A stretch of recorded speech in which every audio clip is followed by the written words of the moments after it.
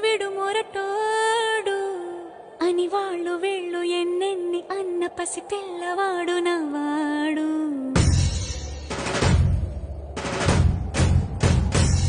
విడుముండోడు అని ఊరు వాడ అనుకున్న గాని మహారాజు నాకు నవ్వాడు.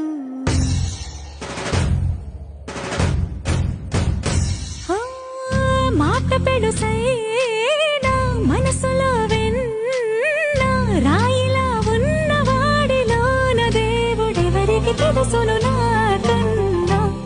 సూసేకి అగ్గిరవ్వ మాదిరే